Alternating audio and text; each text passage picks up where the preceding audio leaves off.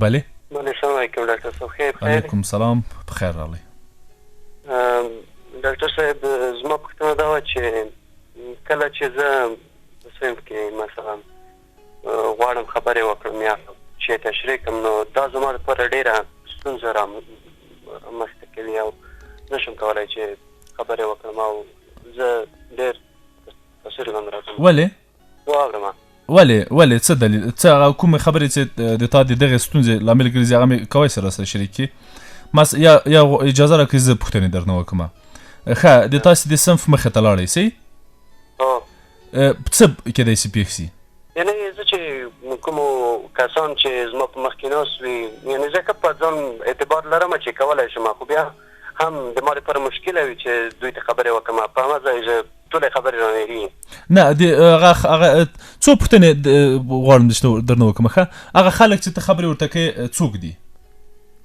یعنې د صنف په مخ کې که صنفیان وي که مثلا استاد وي یا ډېر صنفیان صنفیان د صنفیانو په اړه په وړاندې د خبرې کوي صحیح ده یعنې ډېر کسان وي مثلا په صنف کې چې دي 3.5 نفره دي که چېرې زه غواړم د هغوی په اړه یا کوم موضوع چې ساره کړې وي د هغې په اړه وغږېږم نو ښه په ځان باور لرم په لومړي کې او کله چې زه بیا د صنف په سر ته لاړ شم نو خبرې رانه هېرې شي. ګوره دغه ما سره هم چې خبرې کوي یو څه هغې یو څه ویرېږي ډارېږي که نه بلکل در حالی چې هېڅ ستونزه نشته زه په ډېر ارامه کوی شم ما سره خبرې وکړې سمه ده بیخي صحیح ده زه ته یو ستونزه ما سره شریکوې او زه هم په غاړه معلومات در کوم صحیح ده او په دې باور ولرئ چې دغه ستونزه کیدای شي اویا په سلو کې خلک عین په دنیا کې ولري سمه ده د دنیا په سطح اویا په سلو کې خلک د صنف په سر خبرې نشي کوی او د صنف په سر له خبرو ډارېږي خو راځم او تا دا ستونزه نن حل کړو څه نظر لرې د ټولګیوالو او د ښوونکي په اړه دې وویلې ته چې کله د صنف سر ته ځې یا د تختې په وړاندې درېږې له دوو خلکو سره مخامخ یې یا له دوو کټګوریو افرادو سره مخامخ یې یو د ښوونکی ده او یو د صنفیان دي یا ټولګیوال دي صحیح ده په دې ټولګي کې په دې خو باور لري چې دغه د ټولګي کسان ولو که د هر چا زوی هر څومره عمر ولري هر څومره بدرنګ او ښایسته یي سطح یې له تا سره یو شی ده علمي سطح صحیح ده که ته د حقوقو محصل هغوی هم د حقوق محصل دي صحیح که هغوی هغه دي د 12 صنف محصلین ته هم د 12 صنف محصل صحیح که هغوی هلکان دي ته هم هلک یې صحیح که هغوی افغانان دي ته هم افغان یې صحیح که هغوی په همدغه معرف ویلی چې تا ویلی خو بیا هم ستونزه نشته سمه ده هغوی هم 12 کاله ښوونځی ویلی تا هم 12 کاله ښوونځی ویلی سمه ده تا ته هم هماغه ډیپلوم درکول کېږي هغوی ته هم هماغه ډیپلوم ورکول کېږي سمه ده ښه اوس خو نظرتي له ټولګیوالو سره ستونزه حل سوه په هیڅ صورت باید نه ټولګیوال له تا نه وشرمېږي وډار سي او توهین سي یا تا توهین کړي او نه ته هغوی توهین کړي صحیح رابسو ښوونکي ته ښوونکی څوک ده دا منې چې ښوونکی هغه څوک ده چې تر تا یې پوهه معلومات او تجربه ډیره ده راغلی ده چې دغه خپله پوهه او تجربه او معلومات تا سره شریک کړي صحیح او هغه په دې باور لري چې ته نسبت هغه ته هم په پوهه کې هم په تجربه کې هم په معلوماتو کې کم یې صحیح نو بنان ته اوس ضرورت نه لري چې کوشش وکړي چې هغه ته ځان ثابت کړي چې نه زه پوه یم نه زه پوهېږم نه زه بریالی یم نه زه ډېر معلومات لرم ضرورت نه لري که نه نو بنان له ښوونکي نه هم مه ډارېږه وروسته له دې بله مسله ښوونکی په دې خاطر راغلی چې تا سره مرسته وکړي ګوره ښوونکی معمولا دښمن نه وي که نه ډېر ځله داسې لیدل سوی ده چې ښوونکی دښمن نه وي که څه هم ډېر ښوونکي شته چې له زده کوونکو او محصلینو سره ښه رویه نه کوي اما په هر صورت دښمن نه وي ښه بله مسله د پوهې ده صحیح ته غواړې د یو څه په اړه معلومات ورکړي سمه ده د څه په اړه مثلا معلومات ورکړي یو موضوع ماته ووایه چې ته په هغه وروستی سیمینار دی هغه وروستی معلومات چې ته هغه وروستی وینا دی یا سخنراني چې تا د صنف په وړاندې کوله موضوع یې څه وه مثلا که چیرې استاد ماته د ریاضي کې لوګاریتم په باره کې موضوع راکړي په کور کې هم ښه تمرین کوم او تمرین مې کړی دی خو کله چې په ځان ښه اعتبار لرم او ښه په ځان مطمئن یم چې زه به کولی شم صنف په مخ کې به وغږېږم خو بیا کله چې هلته لاړ شم نو ما ته کوم مشکل پیدا شي ښه په دې باور لرې چې ته په دې خاطر راغلی چې د لوګاریتم د معلوماتو په اړوند یا د لوګاریتم د څو سوالونو د حل په اړوند ته نوی یو څه زده کوې صحیح ده بالکل دغه صنف ته ولې د تمرین ځای نه ګڼې دغه صنف د تمرین ځای ده که د دفاع ځای ده نه د تمرین ځای هم دی خو د ځانه باید دفاع وکړې نه ولې څه ضرورت لري دفاع اصلا څه ضرورت لرو مونږ چې ځان په یو چا باندې لوړ وګڼو دغه یو ستونزه نه ده تا په نظر ډاکټر صاحب زه یعنې نه غواړم چې د چا نه ځان پورته وګڼم یا کومه بله خبره خو کم هم خو نه ګڼې خبر په دغه ځای کې ده چې کله چې ډېر نفر وینم زه هېڅ نشم کولی چې خپله خبره ورته وکړم او خپلو خبرو ته ادامه ورکړم دغه یوازینی مشکل دی صحیح سو ښایي زه به ځینې نورې مسلې تا سره له ټلیفون نه پرته شریکې کړم سمه ده بیخي صحیح ده ژوندی اوس سلامت دوستانو یو ورور زنګ والی و او په دې اړه چې زه د صنف په وړاندې خبرې نسم کولی څو مسلې شریکې کړي زه ډېر ځله له دې ډارېږم چې راسره خسته نه سي او راسره بې حوصله نه سي په هر صورت هغه څوک دې اړیکې نیسي چې ډېر حوصله ولري او ډېر وغواړي ما سره ډیالوګ وکړي چې خپله هم ستونزه حل سي او هغه اورېدونکي او دوستان هم چې له دوی سره ورته ستونزه لري د هغوی ستونزې هم حل سي یوه خبره او ډېره جدي مسله چې غواړم در سره شریکه کړم ورور هغه دا ده چې ته دا د تا حق ده په صنف کې په ټولنه کې په کورنۍ کې چې خلک احترام درته وکړي یک یو خلاص یو دا خپل حق وګڼه دویم ته د صنف په وړاندې راځې او په دې اړه د تصمیم نیولی پرېکړه دې کړې چې زه د صنف په وړاندې ځم د لوګاریتم په اړه بحث لرم او د لوګاریتم یو سوال هم حلوم بنان دا تا تصمیم نیولی نو بنان لاړ سه او تصمیم دې پلی کړه بسم الله الله اکبر بله مسله چې کیدای سي اوس ووایې چې صحیح ده زه حق لرم زه یو محصل یم اما کله ناکله په ما خپل صنفیان خاندي په ما حتی استاد ریشخند وهي دا مسله راځه چې په دې ډول در سره شریکه کړم چې ډېره د منطقي کېدو یا د منطقي ژوند هیله مه کوه دا ډېر مه غواړه چې ټولګیوال دې باید ښه واوسي ټول ښوونکي دې باید ښه واوسي ټول باید تا تشویق کړي ټول باید په تا ونه خاندي ټول باید سم واوسي دا یوه ښه مسله نه ده دا یو ښه منطق نه ده دا یو ښه باور نه ده او ډېر ځله کله ناکله دا ومنه چې ځینې خلک ریشخند هم در باندې وایي ځینې خلک د تمسخر کوي هم توهینوي دي موار کار در سره کوي بله مسله د مجبوریت ده دا په دې باور ولره چې بالاخره ته مجبور یې چې ته باید یو ښه وینا کوونکی سي ته باید لاړ سې او مجبور یې چې د لوګاریتم سوال د تختې په سر حل کړي ته مجبور یې چې لوګاریتم زده کړې ته مجبور یې چې یو ښه وینا کوونکی سي او په دې باور ولره چې هر هغه څوک نن بریالی ده او موفق ده چې ښې خبرې کوی سي که هغه د تجارت په برخه کې ده که هغه د سیاست په برخه کې ده که هغه په نورو برخو کې ده که ښه ښوونکی ده او که هر څوک ده هر هغه څوک موفقه ده بریالی ده او نیکمرغه ده چې هغه کولی سي یو ښه وینا کوونکی واوسي زه نه غواړم نوم یې واخلم منتها داسې په لنډو کې غواړم د څو سیاسي اشخاصو او افرادو په اړه فکر وکړه چې ان د ځینو کاندیدانو په اړه فکر وکړه چې تېر سوله اوس هم د ځینو خلکو په اړه فکر وکړه دوی ولې ښه نه دي دوی ولې د تمسخر وړ دي په دوی ولې ملنډې ویل کېږي دوی ولې ریشخند کېږي د دوی ولې کارتونونه جوړېږي په دوی ولې سپک سپور دي دغه ځینې خلک دا ځکه چې دوی ښه وینا نه سي کوی د دوی ښې خبرې نه دي زده د دوی خبرو کې ښه منطق نه وي دوی ښه استدلال نه سي کوی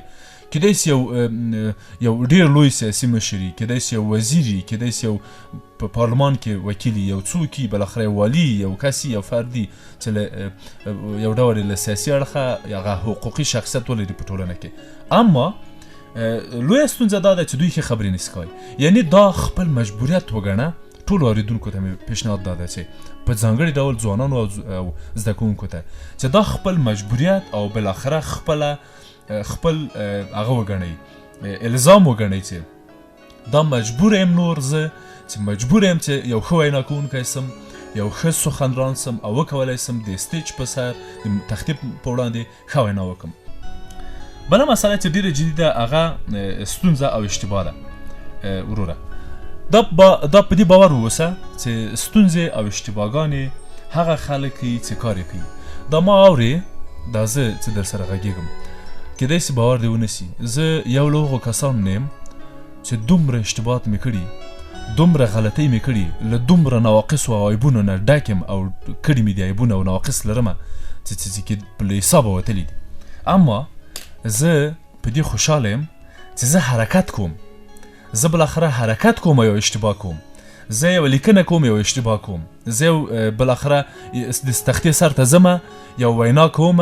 رادیو ته راځم، خپرونه وړاندې کوم او یو اشتباه پکې کوم. زه په دې خوشحاله یم چې راځم، یعنی حرکت کوم او بالاخره او په دې باور لرم چې انسان کامل نه ده. زه یو کمالګرا او یو ناروغ او بیمارم نه یم، کمالګرایي نه غواړم. یعنی زه په دې باور لرم چې 100% کې مې هر څه، هر خبره،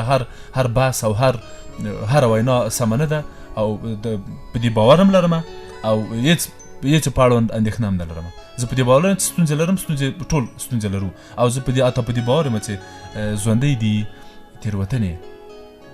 تېروتنې خپله ستونزه نه ده، خو په تېروتنو کې پاتې کېدل ستونزه ده. بله مسله چې غواړم در سره شریک کړم وروره هغه د بریالیتوب ده. په دې باور ولره چې بریا هغه خلک ترلاسه کوي، بریا معمولا د هغو خلکو په غېږ کې ده. هغه خلک معمولا بریالي او موفقه دي چې هغوی خپل توان، خپله انرژي، خپل پوتنشیل په کار اچوي. یعنی د بریا په اړه یو ښه باور لري، بریا غواړي،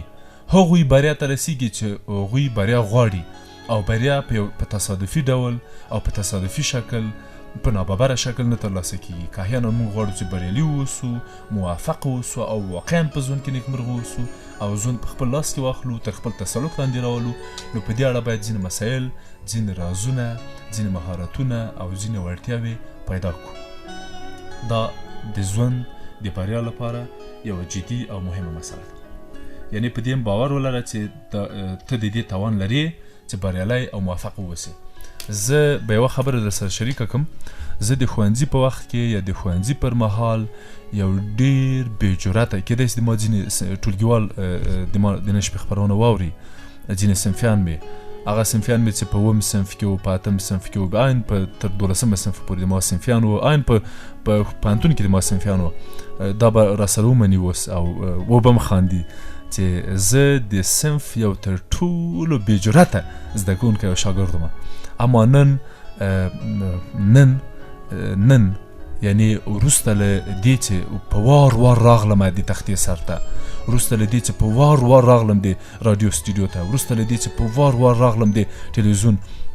سټوډیو ته او د کمرې مخې ته، نور زیاتې دا مسله ماته حل ده او زه په دې باور لرم. او کله چې زه اوس په یو خپرونه کې، په یو سټوډیو کې، په یو د کمرې شاته یا د مایک شاته کینم، داسې فکر کوم چې له خپلو ملګرو سره، له خپلو دوستانو سره، له خپلې کورنۍ سره خبرې کوم. ډېر ځله ډېر عادي برخورد کوم. کیدای شي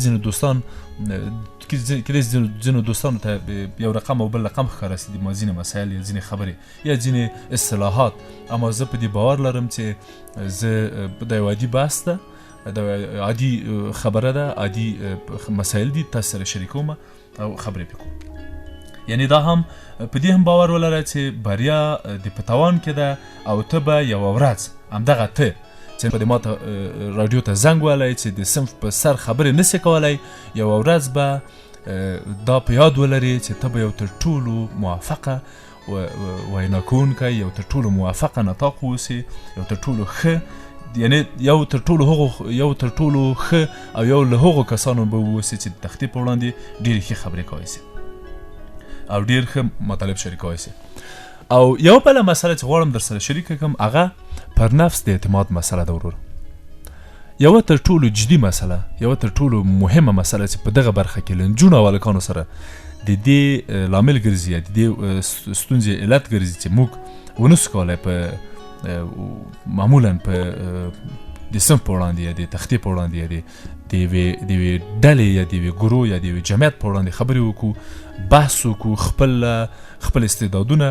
څرګند کړو دوستانو سره، خلکو سره. یو علت یې دا ده چې د موږ پر نفس اعتماد چې یعنې دغه پر نفس اعتماد هم کله کله د دې سبب ګرځي، د دې وسیله ګرځي چې موږ خبرې ونسو کولی. بله مسله چې ډېره مهمه ده، ډېره جدي ده، هغه په خپلو وړتیاو او په خپله توانایي یا په خپل ځواک او په خپل قدرت د نه باور مسله ده. په دغه برخه کې کوشش وکړه چې ځینې کتابونه، ځینې آثار مطالعه کړي. په ځانګړي ډول د ډیل کارنګي